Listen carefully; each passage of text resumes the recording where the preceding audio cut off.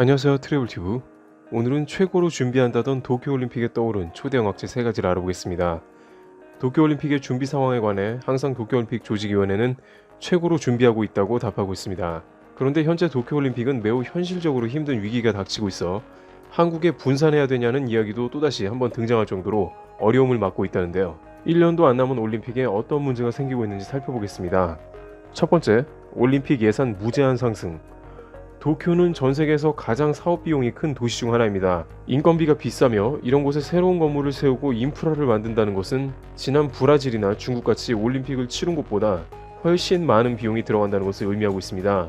일본의 올림픽 담당상은 청문회 때 약 1,500억엔 1조 6천억 원 정도 들어갈 것이라고 대답을 했습니다만 회계감사를 다시 실시한 결과 8천억엔 9조 원이 되더니 최종적으로 여러가지 경비가 또 더해진 결과 예상보다 많은 비용이 들어가서 30조 원까지 달할 것으로 다시 수정되었습니다.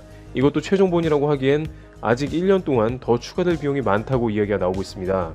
아베 총리는 재정 상황이 심각해지자 관람석에 냉방장치를 빼고 에어컨이 있는 대기실을 만들자는 방향도 검토 중으로 알려졌습니다. 실제 많은 관계자들은 도쿄 역시 다른 여타 도시처럼 올림픽 이후 심각한 경제적 후유증을 겪을 것으로 전망하고 있습니다. 두 번째, 경기장 부실.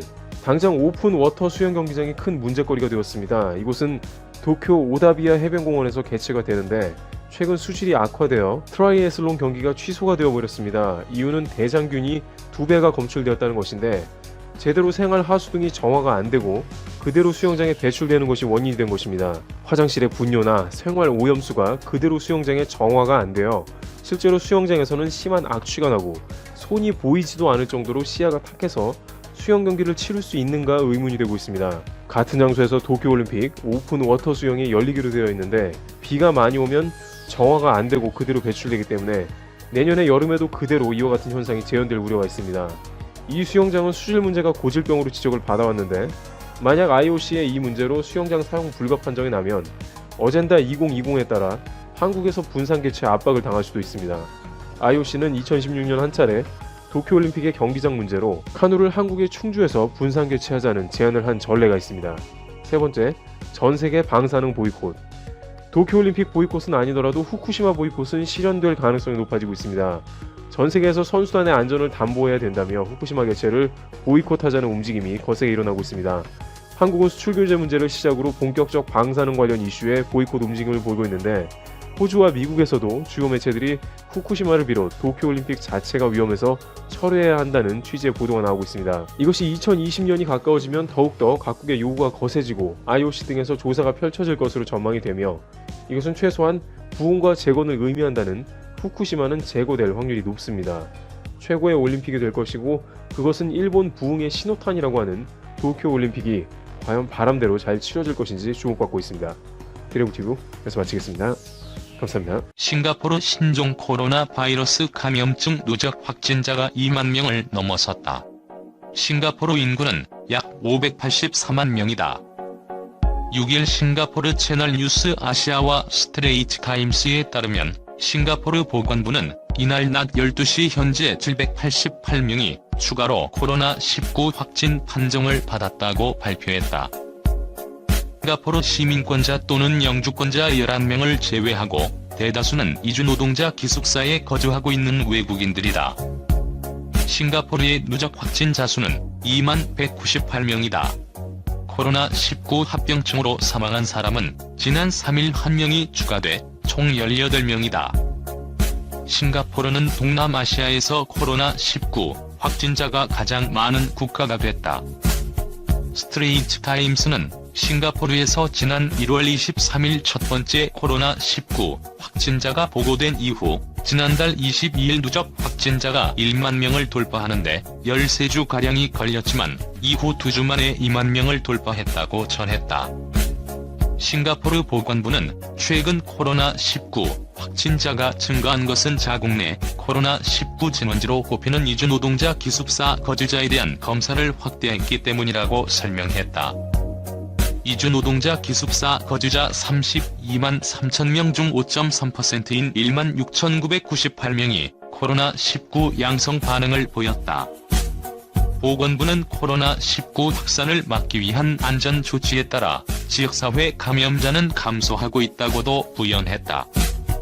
싱가포르는 지역사회 감염자가 감소함에 따라 안전 조치를 단계적으로 완화한다고 지난 2일 발표한 바 있다. 싱가포르 정부는 학교 내 감염설에 대해서는 민감한 반응을 보였다. 싱가포르 정부는 코로나19 확산 우려에도 지난 3월 23일 각급 학교 개학을 강행했다가 학교에서 확진자가 잇따라 발생하고 지역사회 감염이 증가하자 지난달 8일 비대면 재택 수업으로 완전 전환했다. 온라인상의 거짓과 조작보호법 사무국은 옹해쿵 보건부 장관의 지시에 따라 지난달 3일까지 적어도 50명의 학생과 교사가 학교에서 코로나19에 감염됐다고 주장한 페이스북 계정 싱가포르 스테이츠 타임스와 계정주의 정정 공고를 게재하도록 요구했다. 페이스북에도 같은 요구를 했다. 지난해 10월 발효된 가짜뉴스법은 싱가포르 정부에게 정부가 거짓이라고 간주한 온라인 게시물을 삭제하거나 정정할 수 있는 권한을 부여하고 있다. 거짓이라는 딱지도 게시물 옆에 붙일 수 있다. SST는 지난 4일 옹 장관이 휴교를 거부한 뒤 학교 내에서 발생한 감염에 대해 책임이 있다며 학교들은 지난달 3일 문을 닫았지만 이미 적어도 50명의 학생과 교사들이 학교 내에서 코로나19에 감염됐다는 게시물을 올렸다. 하지만 싱가포르 정부는 공식 홈페이지에 지난달 3일까지 교육부 산하 학교 학생과 교사 69명이 코로나19에 감염된 것으로 보고됐다며 보건부 조사에 따르면 감염 경로가 확인되지 않은 3건을 제외하고 모두 국외 여행, 가족, 사교 환경, 학교 이외 직장 등에서 감염됐다고 반박했다. 6일 교육부에 따르면 오는 13일 고3 수험생에 이어 일주일 간격으로 20일 고2 중 3초 등 1에서 2학년, 유치원생, 27일 고1 초등 3에서 4학년, 6월 1일 중일 초등 5에서 6학년이 등교한다. 여기서 논란이 되는 부분은 고3이다. 코로나19의 통상 잠복기인 2주일을 고려하지 않았다는 것이다. 지난 6일 사회적 거리두기를 생활 속 거리두기로 전환한 지 8일 만이자 지난달 30일 석가탄신일부터 어린이날인 5일까지 6일간의 황금연휴 이후 숨은 감염자의 잠복기인 14일이 지나지 않은 상황에서 등교 결정은 다소 이르다는 지적이 제기되고 있다. 방역 전문가들은 5월 연휴 이후에서 최소 14일이 지난 시점이 적절하다는 의견을 제시했으나 교육부는 방역 당국이 고3은 진로 진학 준비를 고려해 7일 경과 시점부터 등교 수업이 가능하다고 제안해 일정을 앞당긴 것으로 알려졌다. 특히 학교 내 집단 감염이 발생한 싱가포르 사태가 재현될 수도 있다는 우려까지 나오고 있다.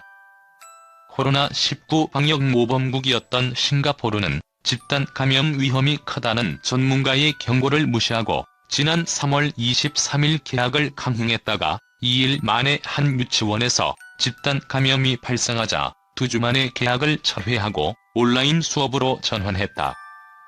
싱가포르는 학교가 가정보다 안전하고 어린이는 코로나 발병률이 낮다며 성급하게 등교를 결정했으나 감염병 재확산이라는 역풍을 맞았다.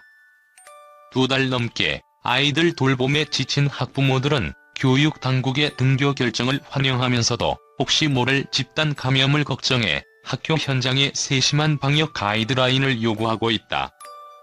일선 학교에서도 에어컨 사용 자제, 급식실 가림판 설치 등 방역 당국에 명확하고 현실적인 기준을 요청하고 있다. 앞서 교육부는 교실 내 공기청정기와 에어컨 사용을 자제해야 한다는 지침을 내렸으나 찜통 더위에서는 지키기가 쉽지 않다는 지적이다. 교육부는 구체적인 방역 가이드라인을 확정하지는 않았으나 일단 등교 형태를 다양화해 학교 내 감염을 막는다는 계획이다. 학년 및 학급별 시간차 등교, 원격 수업과 등교 수업 병행, 학급 단위의 오전, 오후반 시행 등이다.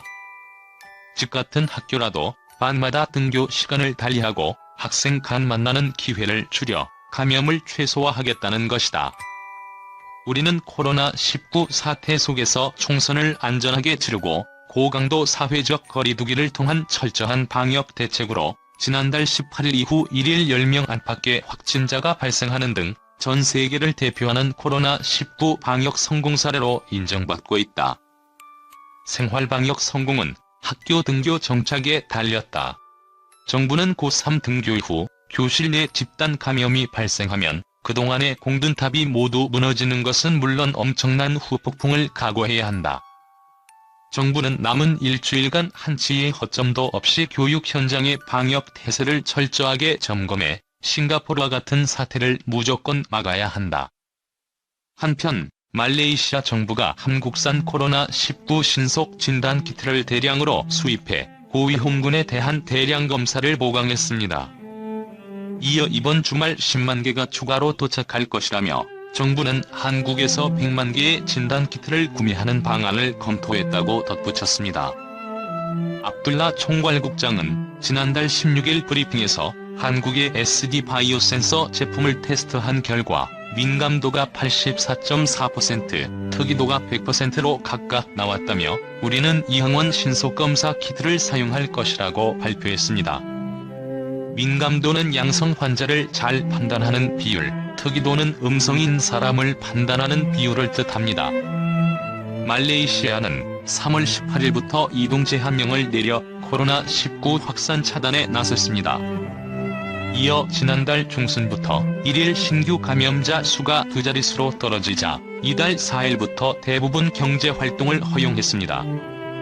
전날 기준 확진자는 30명 추가돼 총 6,383명이고 사망자는 총 106명입니다. 말레이시아 정부는 코로나19 감염 고위험군에 대한 표적 추적 방식을 채택했습니다. 압둘라 총괄국장은 우리는 이제부터 고위험군을 추적할 것이라며 일단 감염자가 많은 레드존 지역의 외국인 근로자 중 감염자를 찾아내는 데 초점을 맞출 것이라고 말했습니다. 말레이시아에는 대략 200만 명의 등록된 이주 노동자들이 있고 불법 체류 노동자는 훨씬 더 많을 것으로 추정된다고 현지 매체들은 전했습니다. 말레이시아는 이웃 나라 싱가포르에서 이주 노동자들의 집단 감염이 발생했던 사례를 내세워 이달 2일 쿠알라룸푸르의 외국인 주거 지역에서 적법 서류를 갖추지 않은 이주 노동자 등 586명을 검거했습니다. 말레이시아 정부의 불법 체류자 체포에 대해 유엔 등 국제사회가 인권 침해와 감염자 음성화에 관한 우려를 표시했습니다.